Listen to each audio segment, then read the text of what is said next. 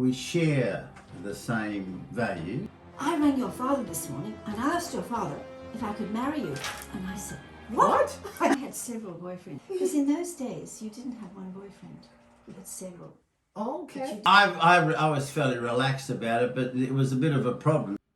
So hi everybody, welcome back to my channel. My name is Rhoda. For those who are new here, consider yourself a new member and hit that subscribe button and ring that bell as well so you can be notified each time I upload a new video. Now let's get on it. So in today's video we are going to be talking all about marriage. As you know, I had a wonderful time with Mr. and Miss Johnson over the weekend, and this is what our conversation went on about. When did you know that Peter was the one? Like, you were surprised when he came and proposed, but when did you know? I always thought, he's a nice looking man. Mm-hmm. He's nicely dressed. He's nice. I'll keep him. Because in those days, you didn't have one boyfriend. You had several. Okay. But you didn't sleep with them. You just had just them as your courting. boyfriend. Boyfriends, yeah. So you were you could have one who was good for the movies, one for the theatre, one for dinner. Yeah, you had several boyfriends in those days. Nice. And then when I moved to New Guinea, then Peter came to see me, and the men had many women friends. As well. And Peter said, I'll see you for Easter. And when he didn't turn up, I thought, oh, he's probably some woman in Sydney. Oh, that And another I one, wouldn't yeah. bother meeting him. I thought, oh, because he was quite a wild child. Then. Wild child. Back then. Wild child. Anyway, so I didn't meet him at the airport. He got the black fellas bus. You know, the bus through the black markets with all the smelly animals and the things with the Western stone. He got on the wrong bus and then rang, where are you? I said, well, where are you? I'm in the hotel. Well, I'll come down when I'm ready. You come down straight away. I'll be down shortly. And then come to my room. I never went to anybody's room. In those days, I said to the he can come down. I'm not going to his room. He can come down He here. can come down here. Mr. Johnson insists you go to his room. I thought, oh. So I went to his room and he said, I rang your father this morning and I asked your father if I could marry you. And I said, what? I got so it didn't actually ring. I didn't realize how circle in you. serious it was. It because was. I had several boyfriends. So you just thought he's one of them. Well, I would be out with all the Navy officers because the Navy in New Guinea was very influential there, and I was friendly with the governor's secretary, and she was her friend was my secretary. Anyway, we would be out all night dancing on the beach, and Pete would ring from Australia, and my Nancy, who I lived with, who was the managing director's secretary overlooking the whole harbour, she said, Miss Johnson's not here, Miss Sparks is not here. She's out with her men friends. So Peter, you ringing and get this response. How did you feel? Because you already knew that Patricia was the one you wanted to marry. I was fairly relaxed about it, but it was a bit of a problem because in those days the communications between Australia and Papua New Guinea stopped at 9 o'clock in the evening and didn't open again until 6 a.m. Oh, right. So unless there was a very serious emergency situation, and it was part of the United Nations responsibility that had been given to Australia. After the First World War, Papua, which was the Australian side, was under the administration of the Australian government. The New Guinea side was under the administration of Germany. All right. It was a colony of Germany, as much as that we never really had colonies in Australia.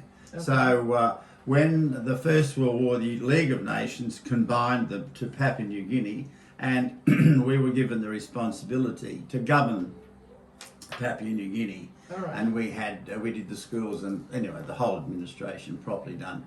And then when the United Nations came in, then what happened was that we also then had the responsibilities, and we appointed a governor and ran the administration.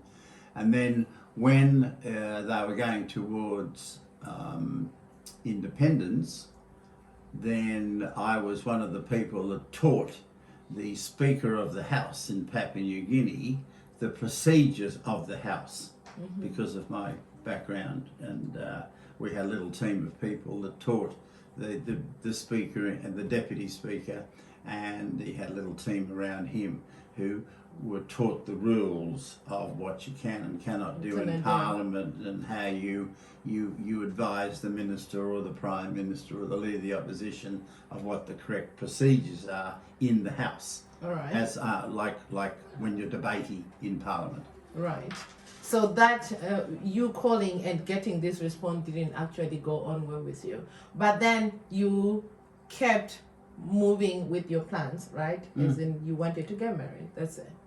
Well, I thought that sort of out of all the people I'd met and out of all the people that I'd been friendly with, that there was one particular girl who was unbelievably charming and attractive, who had some very, very high personal standards, which I admire. Yes. And at the same time, she always looked fantastically well turned out. Nice. And I thought to myself, well, you know, there's don't not need to many miss that this. are like that. Yeah, And that's right. I might as well snap this up before some idiot goes does and that. beats me to it. Yeah, that's right. So you gotta hold on to your goal. You say, okay, these are petty issues. I know I got the girl. All right, I'll move on. Years passed on and you got married and you started living as husband and wife. Then you had your first child. That was in 1970, Yes, right? 20 yes. November. How did that change bring in your marriage? Remember, you were just two people, Yes. right? And now you have three. A child came in the I marriage. don't think it mattered to Peter whether he had 1, 2, 3 or 5. Oh. It didn't change Peter's life at Yeah. all. He never changed a nappy. He never. He just stayed the same. He did Right. his In those days, a man didn't change a nappy. All right. That was women's job. All right. So for you, it didn't affect that much. Okay. Besides changing nappies, I mean, on your relationship as a husband and wife, because I know most couples tend to say that when the first child that means comes with many responsibilities, right?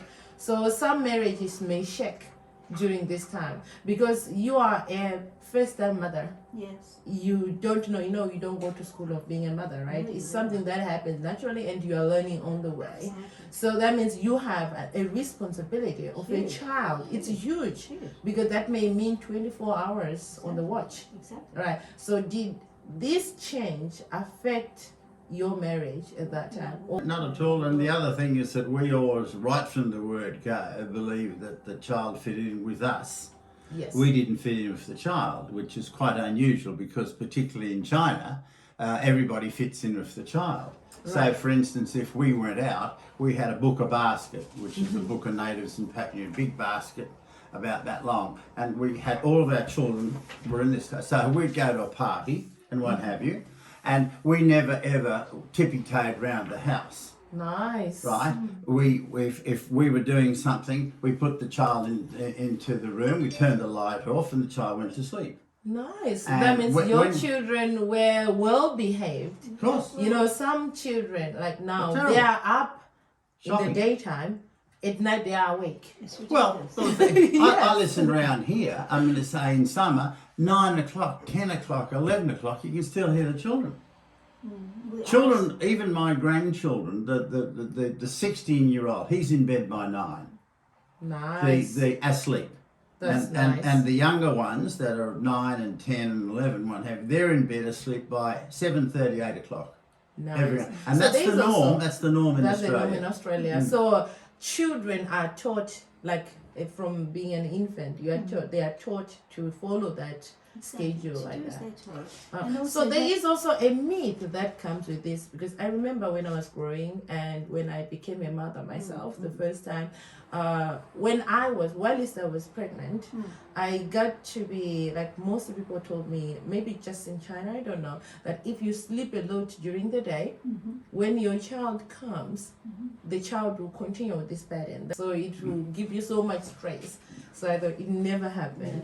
No, That's amazing. That's Well, a fairy I tale. think also when we had our first child, I had some help for the first 6 weeks, which Nice. is the worst part. But yeah, So adjusting to when my in the middle of the night for the night feed, the girl, Karatani nurse, would take the baby for that feed, taught me how to bath the baby and I of course breastfed the baby, but how to hold the baby, because I'd never touched a baby or Of course, had you're anything first to do time with mom. children. Yeah, nothing to do with children. Yes. I practice on my friend's 2-year-old child, and But it's different. exactly, It's different. exactly. So, It's and different. then it is a natural course of, I suppose Peter would be away as well on business, and I'd be there on my own, Nice. and you'd manage the child, and you'd Right. manage, but then another one came along, and it just was a Yes, I progression. was looking It at that. just- That yes.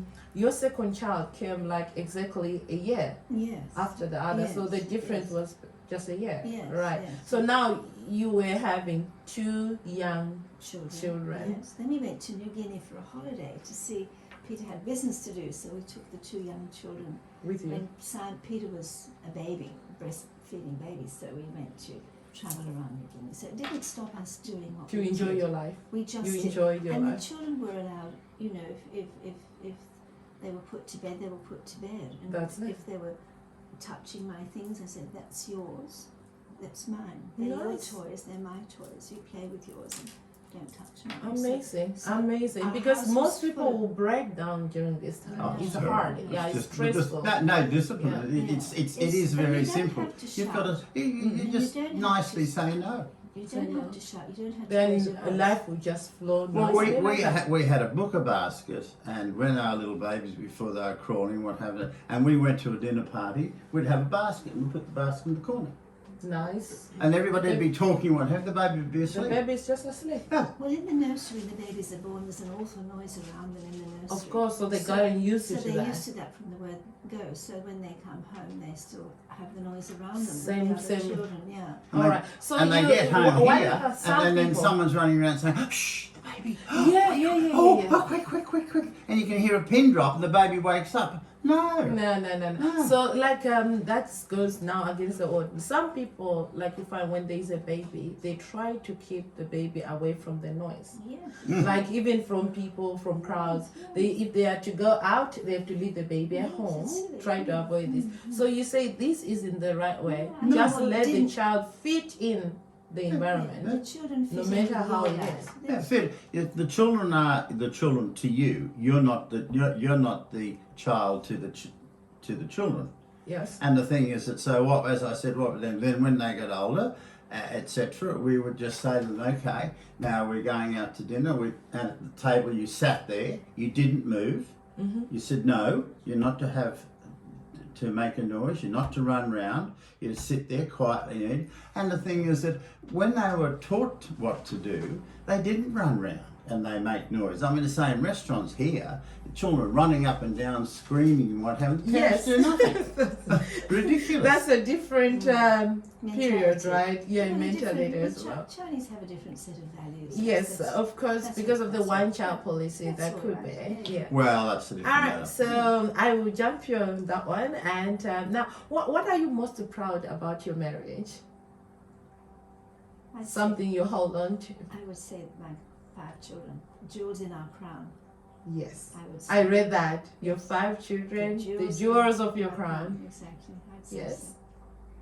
I'd say I think the fact that Trisha's been an unbelievably good wife and very supportive in all my life, in all my parliamentary and business and what have you. Yeah. And we share the same values. Right. I consider she's my best friend. Right. She's my lover, she's my mistress, she's my sister, she's my mother. And she is a person who is reliable and very honest. Yes. Sometimes too honest, and No, sometimes has, say has, all the time. has a way of getting things done. Right. For instance, today when she knew that you were coming, she said, "I'd like to make Rhoda some lovely scones."